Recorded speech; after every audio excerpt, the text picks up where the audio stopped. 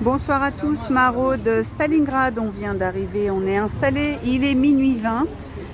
Alors ce soir on a le thé, le café, on a des viennoiseries, on a un petit gâteau marbré, on a encore quelques yaourts, on remercie Bio C'est Bon avec les pommes, notre fameuse bière sans alcool, des petites sauces barbecue, on a un peu de pain, on remercie Walid et Caïs pour le pain et les viennoiseries. On remercie Hakim pour le poulet qui vient, il nous reste du poulet qu'on va rajouter en fait à la soupe. Donc ça permet aux gens d'avoir la soupe de haricots pois chiches ce soir. Pardon, voilà, c'est juste pour montrer comment c'est joli. Merci, bon appétit. Donc voilà, les gens commencent déjà à les servir parce qu'ils attendaient. Il fait très froid ce soir, enfin, il y a un vent donc c'est vraiment compliqué. Donc là, on a, malheureusement, là ce soir, il y a beaucoup de gens là qui dorment en face, sous le métro aérien, qui s'abritent de la pluie, avec un peu de chaleur au sol. Voilà, toujours ces pauvres gens qui sont là, hein, n'est-ce pas Jean-No? On ne peut pas rester insensible à tous ces gens qui sont toute la semaine finalement, qui font partie du décor de Stalingrad, ces gens qui dorment à même le sol. Et nous, on essaye de un petit peu leur apporter un peu de chaleur, un petit repas, un café, un thé, suivant leurs besoins. Malheureusement, on ne peut pas faire plus. On ne peut pas non plus s'habituer à ça, malgré qu'on les voit, ils sont là en fait, entre guillemets, on va les appeler les habitués. Voilà, c'est leur terrain, voilà, c'est leur petit coin à eux, ils sont là et ils résistent comme ils peuvent aux intempéries, aux gens qui les chassent, aux gens qui les dérangent, parce que oui, ils sont parfois dérangés par les gens qui passent un petit peu alcoolisés, on l'a déjà vu. Mais pour dire que même dans la rue, c'est quand même difficile pas de vivre, mais de survivre. Hein.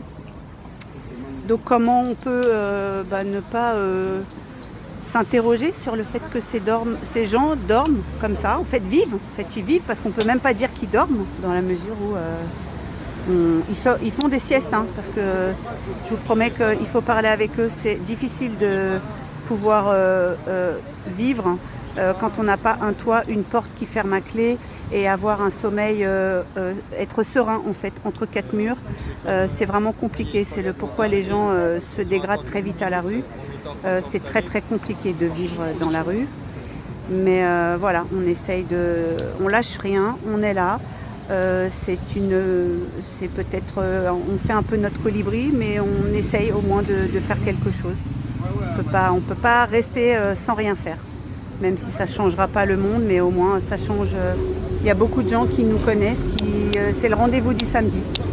Hein, Jean-No, il peut témoigner que depuis le temps qu'il fait les maraudes avec nous, il est vrai que oui, on est connus, les gens prennent plaisir à venir nous voir, attendent la soupe chaude et puis les petits sacs qu'on peut leur faire pour agrémenter un petit peu leur petite semaine, parce que ça fait des petites choses d'appoint quand on leur fait un petit sac et qui peuvent avoir un petit truc à se mettre sous la dent demain, après-demain, parce qu'on a quelques petites choses qui restent dans le camion, des sandwichs, d'autres viennoiseries, donc voilà, quoi dire de plus, malheureusement, on ne peut pas s'habituer à ça, quand vraiment on voit ça, voilà. Et tous les samedis, c'est comme ça, et ce sont des gens qui restent là, c'est leur petit coin à eux, ils se sont appropriés ce petit terrain, parfois ils se regroupent parce qu'ils se connaissent. Donc ils partagent ce petit bout de terrain, mais c'est le vol des affaires, le vol des couvertures, le vol des chaussures, le vol de la nourriture. Enfin bon, c'est vraiment la survie. La rue, c'est vraiment le plus dur parcours sur cette terre que de survivre quand on est à la rue et qu'on a que en fait ce qu'on porte sur soi ou dans son sac à dos. Voilà, c'est ça leur vie à ces pauvres, à ces personnes qui sont livrées à elles-mêmes. Et c'est chaque jour un combat. Chaque jour, c'est un combat. C'est vrai qu'il faut rappeler les chiffres. Alors, les chiffres, on était à plus de 350 000 personnes à la rue déclarées SDF. On parle de gens qui sont déclarés SDF. Et quand on parle de SDF, on parle de gens qui sont issus de notre nation. On parle de Français, de Françaises qui sont SDF. Pour les réfugiés et tout ça, on n'a pas les chiffres parce que il y en a beaucoup qui sont clandestins. Donc, on ne pourrait pas chiffrer les clandestins. On estime qu'il y en a plusieurs millions. Donc là, ça va, bien sûr que ça va très très loin. Donc penser que les maraudes au quotidien, bon, sur une ville comme Paris, c'est vrai qu'on va avoir et des Français et des étrangers, et beaucoup de réfugiés parce que c'est une grosse capitale ou dans les grandes villes. Mais sur les villes de province, les gens que vous allez trouver à la rue, ce sont des nationaux. Est-ce que dans une nation qui est la nôtre, en France, on va à l'école, on doit construire une société pour qu'au final on mette des gens sur la touche. Parce que ces gens-là, on leur dit qu'ils vont aller à l'école, ils vont avoir un métier. S'ils travaillent pas bien, ils seront au moins balayeurs. Mais en fin de compte, c'est pour aller travailler pour des multinationales qui vont délocaliser, qui vont faire en sorte que, avec cette gouvernance, avec ces gouvernements successifs, on est dans un dépeçage total de notre nation, que ce soit au niveau paysan, que ce soit au niveau des petites et moyennes entreprises. On vous dit, il y a des sociétés qui se créent. Aujourd'hui, on le sait, 50% des sociétés qui sont créées en France sont faites par des gens sans papier. C'est-à-dire des gens qui n'ont pas de documents. Voilà. La rue, c'est un endroit qu'on peut souhaiter à personne. Que les gens ne s'indignent pas parce qu'on est dans une ville comme Paris. Alors les gens, c'est soirées, les bars, les discothèques. Je veux bien qu'on ait le discours de la jeunesse. Mais il y a un moment donné, quand on voit sa nation moisir, pourrir comme ça, il faut qu'on s'engage socialement. On doit s'engager, redonner du pouvoir aux politiques. Vous savez très bien ce que font les politiques. Des gens qui s'impliquent dans le fait du droit humain, pas simplement que des bouches-trous. On distribue des repas et surtout on se tait sur la misère sociale. Parce que c'est quelque chose qu'on ne doit pas pouvoir faire comme un objet. C'est pas un acte traditionnel qu'on va pouvoir répéter toutes les semaines, tous les jours. Parce qu'il y a des gens qui font ça, depuis que Coluche il a fait les Restos du Cœur, on distribue, ils ont des formidables outils de communication pour dire donnez-nous du pognon. Il est où cet outil de communication pour dire ça suffit, ça ne devrait pas exister en France et dans aucune société du monde. C'est ça, lutter contre la précarité sociale, être présent sur le terrain, dans la rue, pour les gens qui sont là, qui sont des êtres humains. Ça pourrait être vous, un concours de circonstances, votre société est rachetée par une multinationale, beaucoup de Français l'ont connu, et ils sont jetés à la rue. Il n'y a rien pour les reconditionner, 50 piges, démerde-toi, 45 ans, on va préférer des gens qui vont travailler pour moins cher, ou on va faire venir de la main-d'œuvre étrangère qui va se taire parce que les conditions de travail sont dégueulasses et que ces populations ne vont pas pouvoir se plaindre d'un point de vue syndicaliste. On se retrouve avec la moitié des sociétés qui sont aujourd'hui créées en France, qui sont faites par des sans-papiers. C'est pour éviter à des patrons, des grosses sociétés, de payer des charges sociales parce qu'elles vont embaucher des gens qui sont des micro-sociétés et ils n'auront pas à payer des charges sociales et ils vont les payer à coups de lance-pierre. On est des co-contributeurs d'une société de précarisation et tant qu'on n'aura pas un grand réveil, un sursaut national, ça va continuer. Bien sûr qu'ils vont faire le ménage en 2024. Là, il y a une partie de la population SDF qui a été parquée, ils ont été récupérés, on les met dans des camps, on leur demande pas leur avis, leur libre circulation a existé dans la société. Non seulement ils sont privés de droits humains, de pouvoir avoir un travail, de pouvoir être logé, de pouvoir avoir accès à la nourriture et à la dignité humaine, mais en plus de ça, l'État se permet de venir les prélever dans la rue et donc c'est une prise d'otage parce que ces gens-là qui sont aussi des Français, des Françaises, il y en a c'est des étrangers, mais les étrangers comme les Français, ils ont des droits. La seule différence qu'il y a en France d'un point de vue légal entre un étranger et un Français, c'est que l'étranger ne peut pas voter. Et donc tous les droits humains doivent servir à l'ensemble des populations. Il n'y a pas cette grande réflexion. On en arrive à des milieux extrêmes où dans des quartiers on va faire des ratonnades, où on est dans des dérives extrêmes.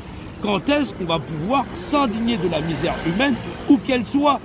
Et les gens viennent te parler de Coluche, de Balavoine, ces gens-là qui n'auraient jamais fait la différence, ou de l'abbé Pierre, entre un être humain, quel qu'il soit, un enfant qui vient de naître. On est le fruit de notre propre éducation. Éduquons-nous nous-mêmes quand ça n'est pas terminé et surtout pour être de bons êtres humains. C'est ça notre travail. On ne peut pas faire autre chose. Accepter que ça devienne une tradition, que on trouve normal qu'il y ait des gens. C'est pas normal qu'on soit là. C'est ça qu'il faut comprendre. Mais on doit être là parce que s'il n'y a pas des gens pour montrer qu'on s'indigne de l'indifférence humaine où il y a des véhicules qui circulent, ils vont au cinéma. Alors chacun fait sa petite vie et derrière on dit mais la nation elle est en danger. Et on se réveille, on dit mais on ne peut pas avoir accès à nos retraites. Essayez d'imaginer quelqu'un qui a passé 20 ans à la rue, qui est complètement détruit. Il n'y a pas de structure sociale pour le réhabiliter. Voilà. Comme même un prisonnier, il a le droit à l'école en prison, il a le droit à avoir un toit, il a le droit d'avoir un repas. Faudrait-il que ces gens soient des criminels pour pouvoir les mettre à l'abri? On a vu ça en Belgique dernièrement, où un individu, il a décidé de commettre des délits pour pouvoir être enfermé et avoir un toit et à manger, avoir accès aux soins. Est-ce que c'est ça la société humaine moderne du monde occidental? C'est ça qu'on nous propose, c'est ça qu'on vend à nos enfants en disant mais bien sûr qu'on se bat pour nos enfants, on se bat pour vendre une société de merde à nos enfants. C'est ça le problème. Et on pense qu'en changeant de dirigeant, le problème ne se posera pas. Tant que les gens ne se font pas une affaire personnelle de la dignité humaine à travers le monde, t'arrêteras jamais une guerre à Gaza. Tant que ça n'est pas vraiment la condition humaine, où qu'elle soit, qu'un individu ne puisse pas en agresser un autre, qu'il ne puisse pas y avoir de loi arbitraire qui décide qu'effectivement il y a des gouvernements pour régir tout le monde, il va falloir repenser cette société. Donc bien sûr qu'il faut saluer l'effort qui sont faits par les gens qui font les collectes alimentaires. Il y en a partout en France, ceux qui préparent les repas, ceux qui sont là sur le terrain. Ah là, il y a des gens comme vous, ah là, l'association avec qui je suis là, Nadine, Sacha, qui sont là depuis plus d'une décennie, ah là, dans les maraudes qui sont présents. Ah là, nous, quand on est sur les réseaux sociaux, on n'est que le relais humain de cris d'êtres humains qui disent cette société-là, ça ne va pas. Voilà, il faut une réflexion sur la société humaine. Voilà, on ne pourra pas prétendre être français sans avoir un petit peu de philosophie et en pensant réducteur, en disant effectivement qu'est-ce que la laïcité? La laïcité, c'est la liberté de culte de tous, c'est accepter les uns les autres dans leurs différences. Mais bien sûr, dans l'espace public, le visage, il doit être reconnu. Il y a tout un tas de phénomènes, il y a tout un tas de textes qui sont là. Les gens ne sont toujours là qu'en train de regarder les débats publics sur la télévision sans jamais aller s'instruire et se renseigner. On va rester dans une société précaire parce qu'il n'y a toujours pas de réflexion. Alors bien sûr que les gens, ils partagent des réflexions, il y a des groupes de discussion, il y a des gens qui sont les artisans, heureusement, parce que sinon, comment on ferait pour nourrir autant de population? Je vous assure que les gens qui sont à la rue, c'est l'équivalent de plusieurs communes de France. Alors, comment on peut envisager ça? Alors, pendant que des gens emmagasinent des fortunes, des milliards et des milliards, qu'on endette le français, et derrière, on peut pas, voilà, on vous dit de nettoyer la rue, c'est faire disparaître les gens en disant dégagez, bientôt il y aura les Jeux Olympiques, on ne veut pas voir ça. Voilà. Ça dérange, la misère humaine, elle dérange. Ouais. Ça dérange, mais bon. Il faut avancer, on va continuer d'avancer, et on dit surtout courage, ne lâchez rien à ceux qui sont engagés pour les droits humains. La société ne changera pas avec du pognon, elle changera quand les mentalités humaines, quand les cœurs des gens auront changé et qu'on aura compris qu'il faut de tout pour faire un monde et qu'on doit être tous co-contributeurs d'un monde meilleur. Voilà. Merci Jean-No pour cette belle réflexion. On va continuer, on va aller faire notre petit tour là-bas du côté de la place Jaurès, et on va quand même aller faire là-bas un petit tour de l'autre côté pour voir si quelques personnes se sont réinstallées, voilà, mais ils ont été chassés, on les voit venir, mais en fait ils ne dorment plus là-bas sous le métro. D'ailleurs, on se demande où ils dorment parce qu'au niveau de la place ici, c'est quand même assez difficile de se créer un petit endroit. Il faut imaginer qu'est-ce que serait la société française sans l'initiative de Coluche il y a plus de 40 ans, avec les Restos du Cœur. S'ils n'avaient pas mis cet outillage, est-ce que l'État leur aurait fait? La réponse, c'est non. C'est-à-dire que dans nos rues, on n'aurait pas simplement le nombre d'individus là, on aurait des gens et des familles qui profitent aussi aujourd'hui de colis alimentaires, des Français et des Françaises, inscrits, qui payent leurs impôts, qui vont d'ailleurs au Resto du Cœur avec leur fiche de déclaration d'impôts, qui n'auraient pas les moyens alimentaires de s'alimenter eux-mêmes et les membres de leur propre famille. Est-ce que c'est ça, vivre dans une nation? Est-ce que c'est ça la juste répartition des choses? Bien sûr, si Coluche n'avait pas existé, notre société serait encore plus enterrée. Coluche, des gens comme l'abbé Pierre, voilà, des gens comme Balavoine. mais ils n'ont pas lutté pour avoir un droit à l'assiette, mais pour la dignité humaine, où qu'elle soit. Ils se sont indignés pour tous ces, comme on les appelle souvent, les invisibles, qui sont pourtant là, mais qu'on essaye de ne pas voir en tournant la tête. Mais la misère, c'est pas contagieux, et tendre une main vers l'autre, eh bien, il faut parler avec eux pour savoir tout ce que ça peut leur apporter, ne serait-ce que de les considérer, de leur parler, de leur donner un repas, de les respecter, parce que souvent ce sont des gens qui sont ne serait-ce que déjà être dans la rue, ce sont des gens qui sont rejetés de la société parce que personne ne leur parle.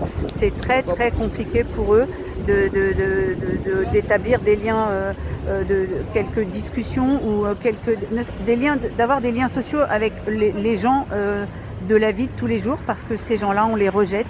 C'est difficile pour eux, il faut parler avec eux, il faut vraiment les comprendre, et on ne peut pas rester insensible à tout ça. Mais le plus grand manque d'éducation, c'est le manque en humanité. Voilà. C'est le manque d'éducation totale, c'est le manque d'éducation générale, celle qui confère à un semblable les mêmes droits humains. C'est la carence majeure qu'on a à inculquer à nos populations. L'égocentrisme, cette cupidité, cette avidité à ne regarder que soi, c'est un manque d'éducation, c'est une carence sociale et humaine qui aujourd'hui transparaît. On ne peut pas cacher ce que nous manquons au fond de nous en tant que modèle de civilisation. Donc on va aller voir ce qu'on peut aller là-bas repêcher de chaque côté pour les informer qu'on est là, et puis on va faire ce qu'on peut ce soir. Et puis même si on ne pourra pas contenter tout le monde, ceux qui seront venus nous voir repartent avec un sourire, et c'est la plus belle récompense quand on sait qu'on a au moins apporté un peu de bonheur parfois dans leur journée. Pour terminer le reste de la soirée et d'affronter cette nuit. Comme toutes les nuits là en ce moment, il fait très froid, le vent, il y a vraiment beaucoup de vent, et je peux vous assurer que c'est difficile de rester dehors avec ces températures qui sont fraîches, et avec ce vent qui souffle. Je ne sais pas si d'ailleurs vous entendez dans le micro, donc désolé si ça fait un petit peu de bruit, mais on ne peut pas faire autrement. Voilà, allez, sur ces belles paroles, on va partir à notre balade. Voilà, il est 3h32 du matin, ça y est, on remballe la tonnelle. On a été juste dérangé par les températures un peu fraîches, le vent qui n'a pas cessé de souffler, mais la pluie ne s'est pas invitée à notre soirée. Voilà, on a bien distribué, on a vraiment passé une très belle soirée. Voilà, pour clôturer encore cette énième maraude. Voilà, l'équipe, ça rigole malgré, toujours dans la bonne humeur. C'est vraiment un beau travail d'équipe. On reste toujours unis, on lâche rien. On se dit à samedi prochain, prenez tout soin de vous. Je remercie énormément au nom de toute l'équipe du collectif, tous ces gens qui nous suivent, nous soutiennent, s'abonnent à la chaîne. Merci aux nouvelles personnes qui viennent d'arriver sur la chaîne, qui nous découvrent. Il faut savoir qu'on est sur le terrain depuis de nombreuses années, mais on ne filme que depuis pas très longtemps. Mais on commence à avoir de la visibilité grâce à vous. Donc oui, partagez, abonnez-vous si vous